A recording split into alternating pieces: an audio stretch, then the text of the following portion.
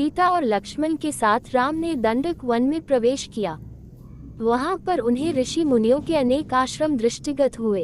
वह क्षेत्र अत्यंत मनोरम था। वहां पर बड़ी बड़ी यज्ञशालाएं थी तथा हवन सामग्री भी प्रचुर मात्रा में उपलब्ध था। उन आश्रमों में तेजस्वी ऋषि मुनि अपनी आध्यात्मिक साधना में लिप्त रहा करते थे। वीर तपस्वियों के वेश में राम लक्ष्मण को देखकर वे समस्त ऋषि मुनि अत्यंत प्रसन्न हुए। राम, सीता और सीता का समुचित सत्कार करने के पश्चात वे बोले, हे राघव, यद्यपि आप वन में हैं किंतु हमारे लिए आप ही राजा हैं। हम वनवासियों की रक्षा करना आपका परम कर्तव्य है। आत्मचिंतन में व्यस्त रहने वाले यहाँ के निवासी तपस्वियों को दुष्ट राक्षस निर्विघ्न रूप से ईश्वर आराधना नहीं करने देते। वे उनकी तपस्या में विघ्न तो डालते ही हैं, साथ ही साथ निरपराध तपस्वियों की हत्या भी कर डालते हैं। इसलिए हम आपसे आग्रह करते हैं कि हे रघुनंदन, आप उनसे हमारी रक्षा करें। रामचंद्र ने उन्हें आश्वस्त किया कि वे शीघ्र ही इन राक्षसों का विनाश कर इस क्षेत्र को निरापद कर देंगे। वहां से उन्होंने महावन में प्रवेश किया, जहां नाना प्रकार के हिंसक पशु और नरभक्षक राक्षस निवास करते थे। ये नरभक्षक राक्षस ही तपस्वियों को कष्ट दिया करते थे। कुछ ही दूर जाने के बाद बाघंबर धारण किए हुए एक पर्वताकार राक्षस दृष्टिगत हुआ। वह राक्षस हाथी के समान चिंघाड़ता हुआ सीता पर झपटा। उसने सीता को उठा लिया और कुछ दूर जाकर खड़ा हो गया। उसने राम और लक्ष्मण को संबोधित करते हुए कहा, तुम धनुष बाण लेकर दंडक वन में घुस आए हो। ऐसा प्रतीत होता है कि तुम्हारी मृत्यु निकट आ गई है। तुम दोनों कौन हो? क्या तुमने मेरा नाम नहीं सुना? मैं प्रतिदिन ऋषियों का मांस खाकर अपनी क्षुधा शांत करने वाला विराध हूँ। तुम्हारी मृत्यु ही तुम्हें यहाँ ले आई है। मैं तुम दोनों का अभी रक्तपान करके इस सुंदर स्त्री को अपनी पत्नी बनाऊंगा। उसके दंभायुक्त वचनों को सुनकर राम लक्ष्मण से बोले, भैया, विराट के चंगुल में फंसकर सीता अत्यंत भयभीत एवं दुखी हो रही है। मेरे लिए यह बड़ी लज्जाजनक बात है कि कोई अन्य व्यक्ति उसका स्पर्श करे। पिताजी की मृत्यु तथा अपने राज्य के अपहरण से मुझे इतना दुख नहीं हुआ जितना आज भयभीत सीता को देखकर हो रहा है। मुझे ये भी नहीं सूझ रहा है कि इस दुष्ट से सीता की कैसे रक्षा करूं। राम को इस प्रकार दीन वचन कहते सुनकर लक्ष्मण ने क्रुद्ध होकर कहा, भैया, आप तो महापराक्रमी हैं। आप इस प्रकार अनाथों की भांति क्यों बात कर रहे हैं? मैं अभी इस दुष्ट राक्षस का संहार करता हूँ। फिर विराट से बोले, रे दुष्ट, अपनी मृत्यु के पूर्व तू हमें अपना परिचय दे और अपने कुल का नाम बता। विराट ने हंसते हुए कहा, यदि तुम मेरा परिचय जानना ही चाहते हो तो सुनो। मैं जय राक्षस का पुत्र हूँ। मेरी माता का नाम शत्रदा है। मुझे ब्रह्मा जी से यह वर प्राप्त है कि किसी भी प्रकार का अस्त्र शस्त्र न तो मेरी हत्या ही कर सकती है और न ही उनसे मेरे अंगों छिन्न भिन्न हो सकते हैं। यदि तुम इस स्त्री को मेरे पास छोड़कर चले जाओगे तो मैं तुम्हें वचन देता हूँ कि मैं तुम्हें नहीं मारूंगा। विराट के वचनों से क्रोधित राम ने उसे तत्काल तीक्ष्ण बाणों से बेधना आरंभ कर दिया। राम के बाण विराट के शरीर को छेद कर रक्तरंजित हो पृथ्वी पर गिरने लगे। इस प्रकार जब घायल होकर विराट त्रिशूल ले राम और लक्ष्मण पर झपटा तो दोनों भाइयों ने उस पर अग्निबाणों की वर्षा आरंभ कर दी, किंतु विराट पर उनका कुछ भी प्रभाव नहीं पड़ा। वे केवल उसके त्रिशूल को ही काट सके। फिर जब भयंकर तलवारों से दोनों भाइयों ने उस पर आक्रमण किया तो वह सीता को छोड़ राम और लक्ष्मण को दोनों भुजाओं में पकड़कर आकाशमार्ग से उड़ चला। राम ने लक्ष्मण से कहा, भाई, हमें जिस ओर यह राक्षस ले जा रहा है, बिना विरोध के हमें उधर ही चले जाना चाहिए। यही हमारे लिए उचित है। विराट द्वारा राम लक्ष्मण को ले जाते देख सीता विलाप करके कहने लगी, हे राक्षस राज, इन दोनों भाइयों को छोड़ दो। मैं तुमसे प्रार्थना करती हूँ। सीता के आर्तनाद करने पर क्रोधित होकर दोनों भाइयों ने विराट की एक एक बाह मरोड़ कर तोड़ डाली। वह मूर्छित होकर पृथ्वी पर गिर पड़ा। लक्ष्मण उसे सचेत कर के बार बार उठा कर पटकने लगे। वह घायल होकर चीत्कार करने लगा।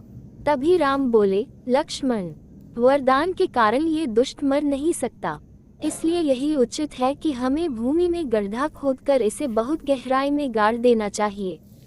लक्ष्मण गड्ढा खोदने लगे और राम विराट की गर्दन पर पैर रखकर खड़े हो गए।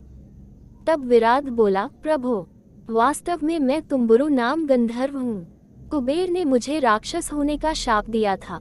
मैं इस शाप कारण राक्षस हो गया था। आज आपकी कृपा से मुझे उस शाप से मुक्ति मिल रही है। राम और लक्ष्मण ने उसे उठाकर गड्ढे में डाल दिया और गड्ढे को पत्थर आदि से पाट किया। सारा वन प्रांत उसके आर्तनाद से गूंज उठा।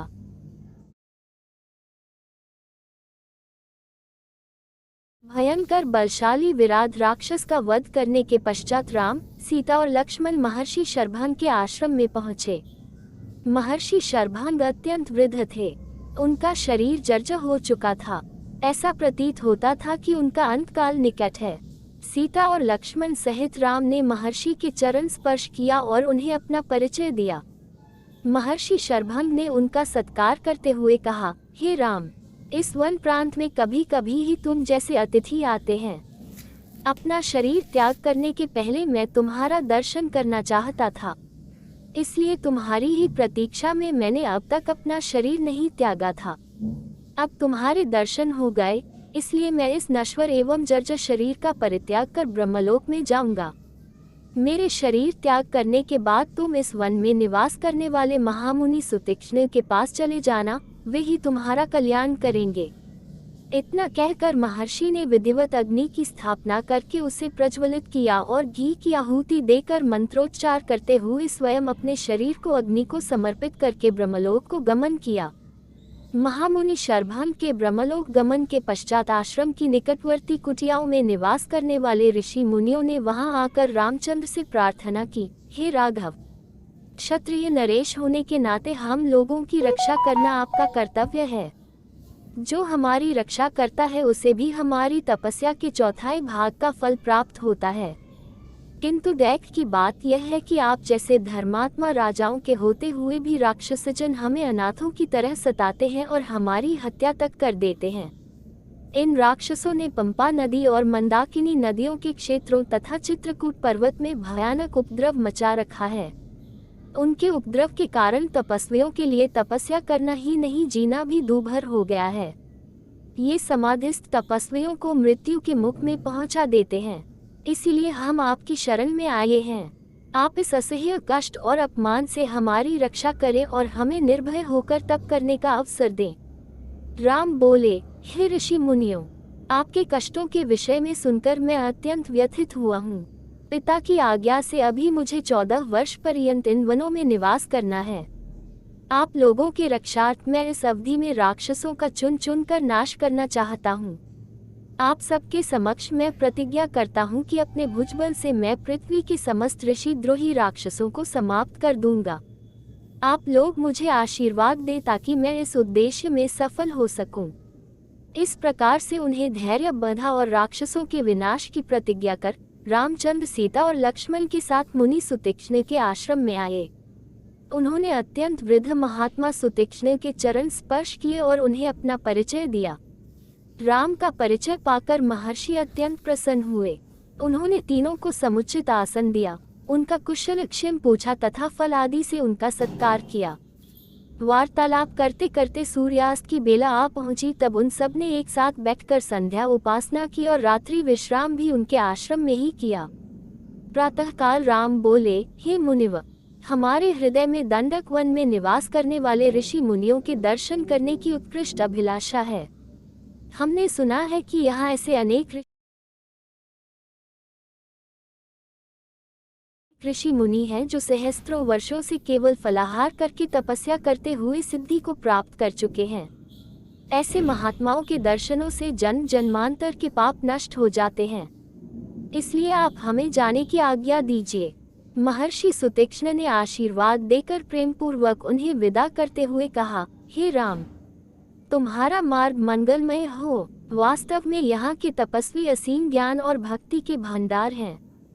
तुम अवश्य उनके दर्शन करो। इस वन का वातावरण भी तुम्हारे सर्वथा अनुकूल है। इसमें तुम लोग भ्रमण करके अपने वनवास काल को सार्थक करो।